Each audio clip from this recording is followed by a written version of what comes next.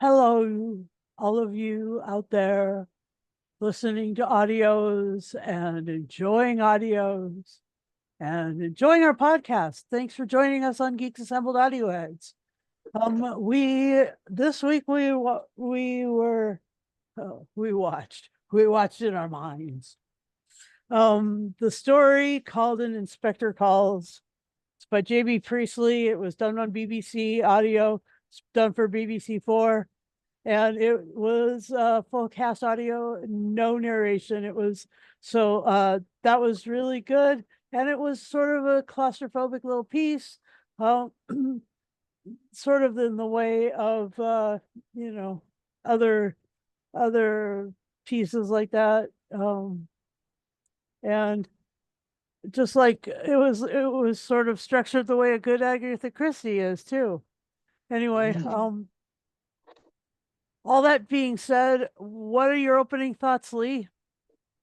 Well, an Inspector Calls. It is a famous play, Mm-hmm. um, which was first performed in Russia, I believe, and then it came across to the UK and America and all that. Really? But yeah, there's been films and TV dramatizations of this as well. Oh, But this is a more modern take, radio play from 2010. yeah, right, correct. Um, Toby Jones as Inspector Gould. So Um, good. so good. Yeah, Such a good actor. Oh my God, he's just too amazing. it's a story of a family who everything is going okay for them. They're having this dinner party. Their daughter's going to get married to the son of the businessman. Um, and then the police inspector calls. By calling, you mean he knocks on the door and he walks in? Yeah, an inspector calls, yeah. Yeah, yeah, Um, yeah. and then everything starts Ooh, to undo and unravel. no. There's this young girl, well, young woman has killed herself by drinking bleach or something like that. Um, and he's there, just appears at the house uh, with um, with a knowing manner, with information, and trying to listen to the people at the party, their stories, and how they may have known this woman. And it's to say, it's just it's a great dramatization of showing you how each character just unravels and becomes sort of primordial. It's just they're losing their, they're losing their, they're becoming more angry and angry, and Losing their shit? Is that what you're trying to say? yeah. Um, Here, it's, allow I me. mean, it is a classic story, and Huh. to have Toby Jones in this, I mean, you've also got David Calder. He's a brilliant British actor. You've even got Frances Barber in this. Um, See, if you're a Doctor Who fan, you'll know who she is. Madame Cavort, was it Madame Cavort with the eye patch? Uh-huh. Uh huh. But yeah, I just like the way each character turns out everyone knew this woman in some way or other. Yeah.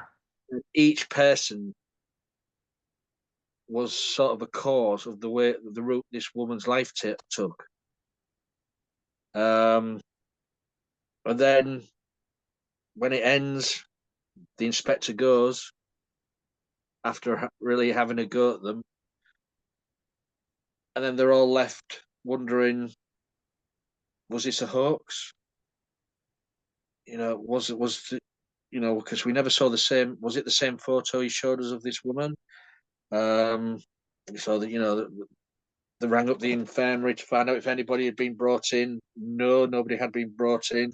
They rang up the police department to find out, about this Inspector Gould.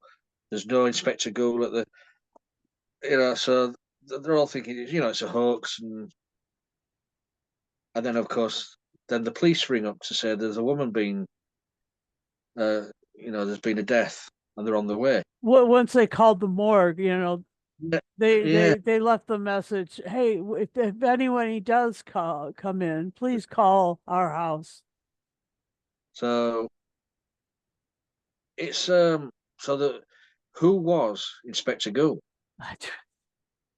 Was he an avenging angel?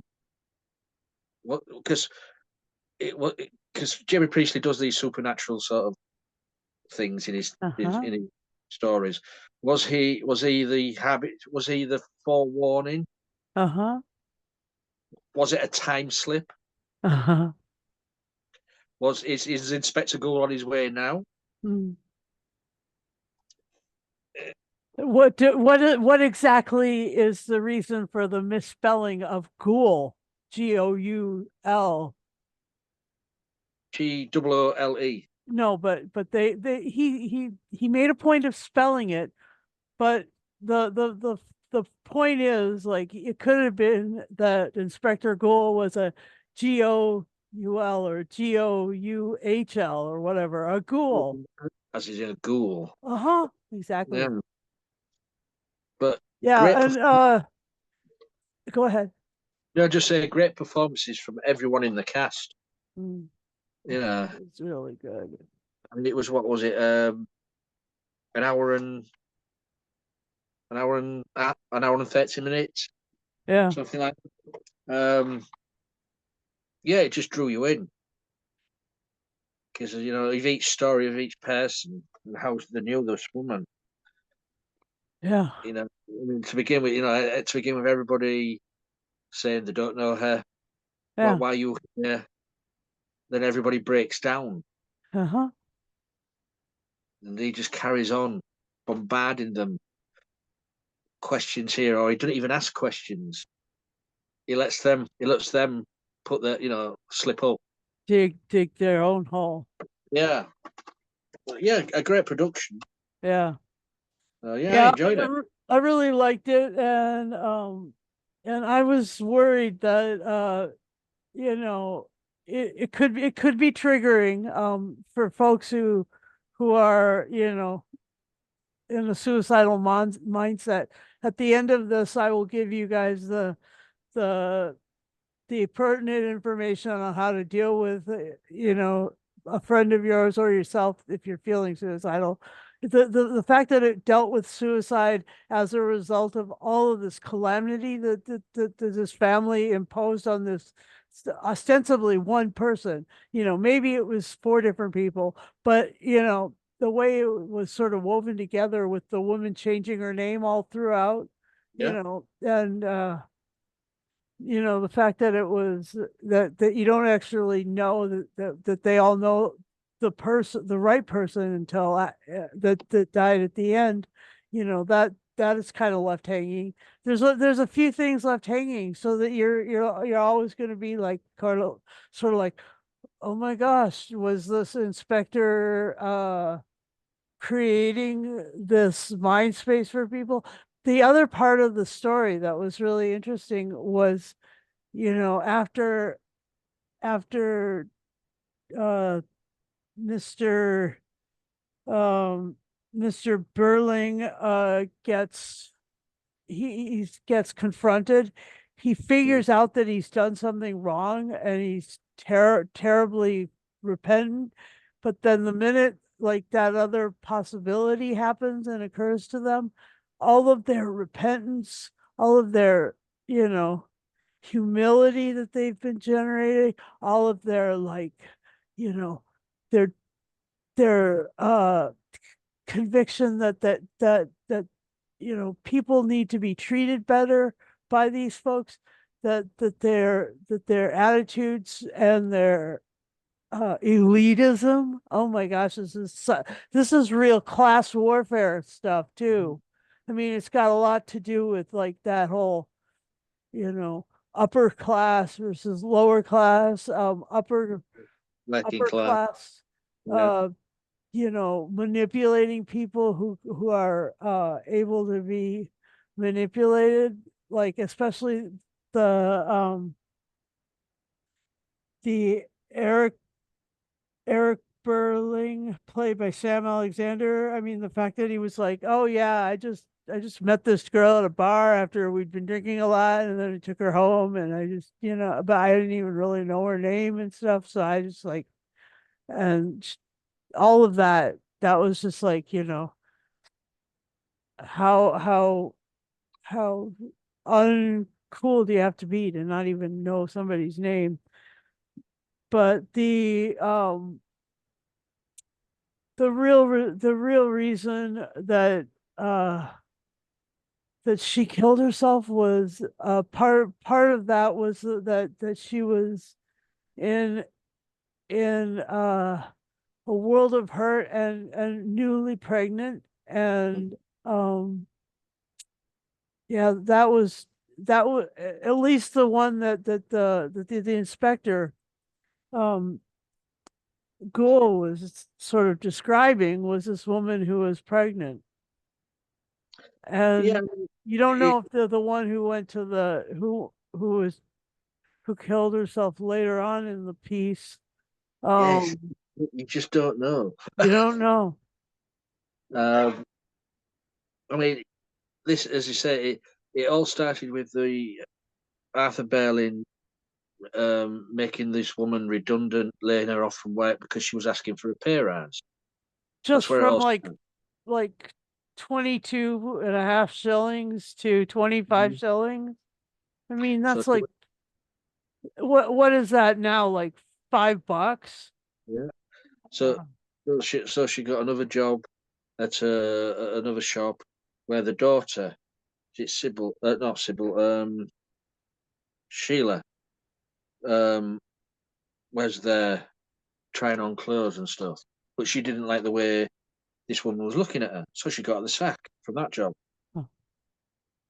And then, and then she, She went to a bar to have some drinks after losing two jobs. yeah, and met Eric, who slept with her. But also there was also Gerald Croft, who took pity on her and looked after her for a year. Who is his fiance of the daughter. So it's a strange connection. And then, so when the young woman was pregnant, she went for help. She wouldn't take any of the money what Eric had stolen from his father. Right. So she went for help to the to the I don't know what do you call it, the Women's Institute or whatever Yeah, it is. a pregnancy But, crisis center or whatever. and the mother just didn't believe or didn't want to know, and she turned her away. I mean, the character of the mother was quite scathing when she got going. Yeah, her absolutely ridiculous amount of elitism was, Yeah, it's like, but then how dare you? she carried on and carried on, and then And then as the after she inspector, got broken down, right? mm, as the inspector says, "Oh, so you want me to find out and do justice? Well, let's wait to see what Eric has to say." You know, Yep. uh, they all dug their own graves. Yeah, and then then the minute there was any sort of question, they're like, "Oh, quick, cover these things up, quick." Mm, Yeah, let's go back to being the kind of assholes that we were to begin with. Oh my gosh, it was good. Because you mm. did see a character arc that could have been redemptive, but then to have, it go this way and then all the way back, you know, I don't know.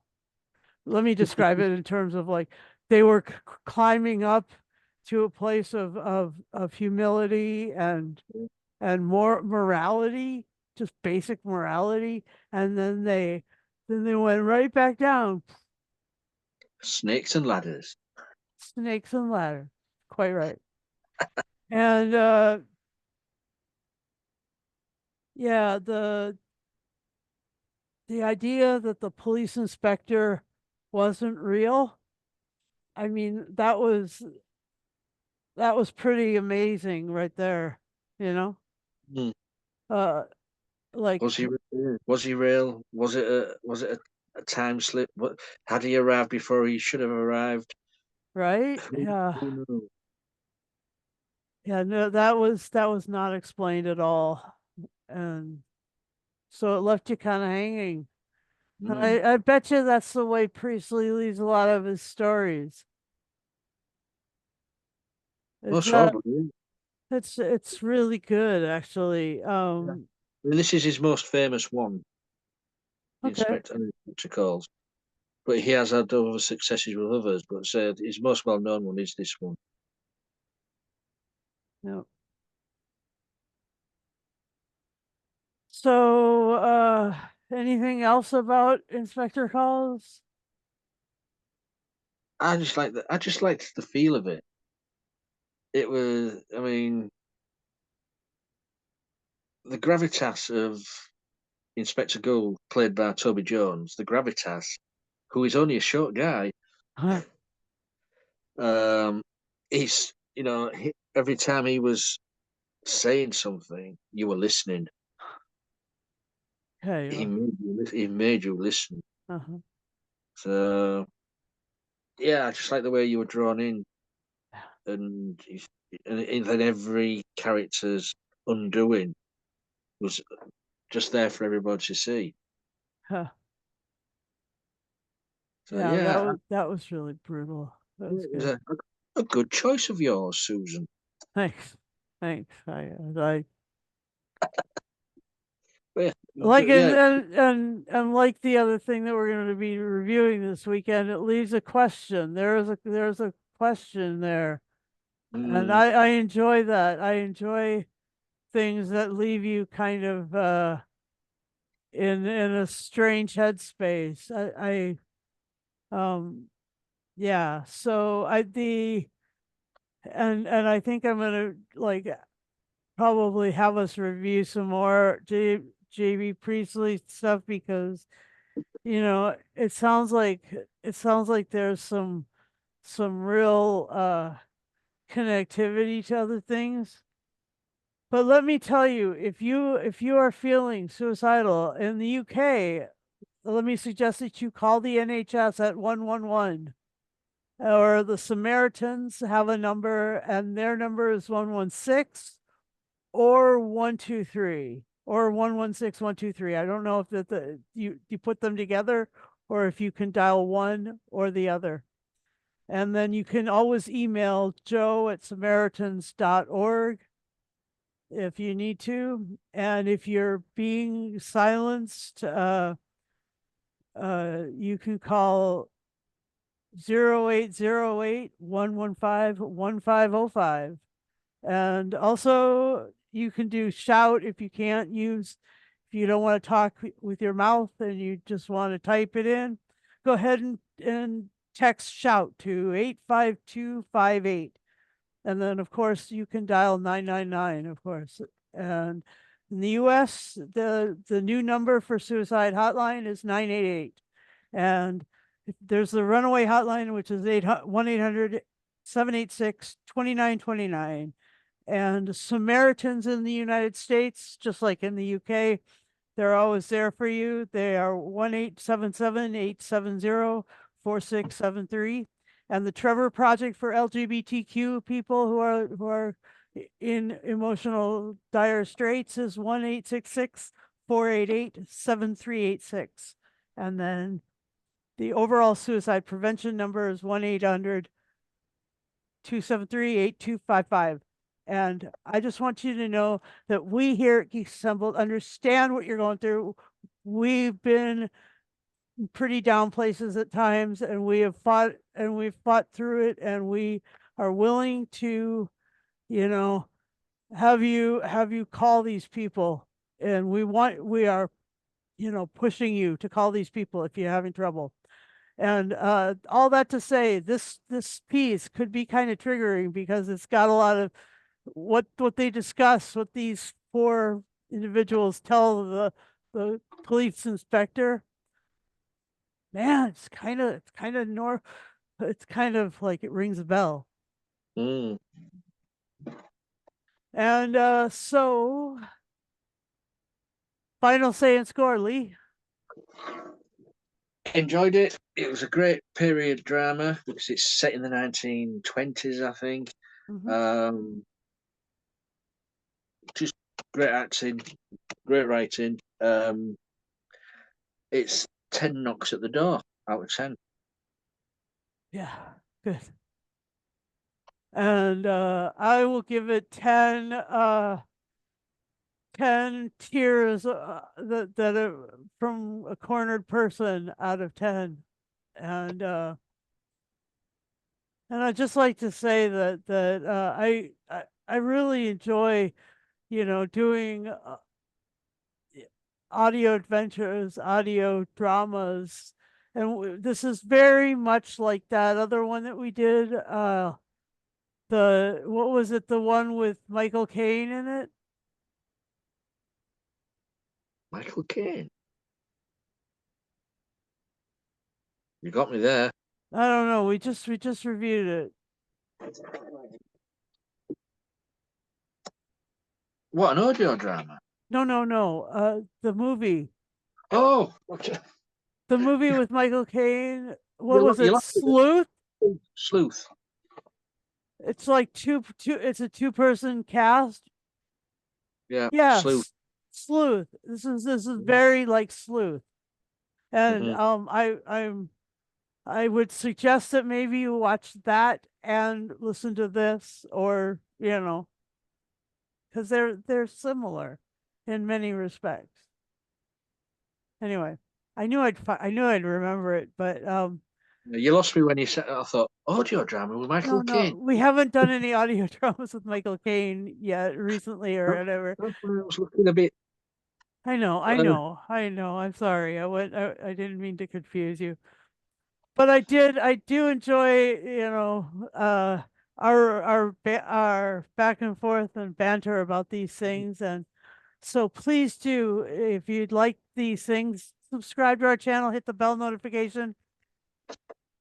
And also then I'd like to continue to suggest that you get in touch with Lee if you want to join us.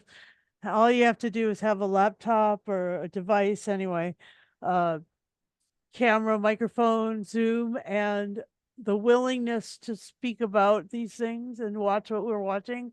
And then the other thing is, do join us on our social media. Lee has yeah, got a bunch of things sort of sewed up with that stuff, and he's a really good host for that. So, yeah, thanks for watching Audio Heads, and we'll see you in a fortnight. cool.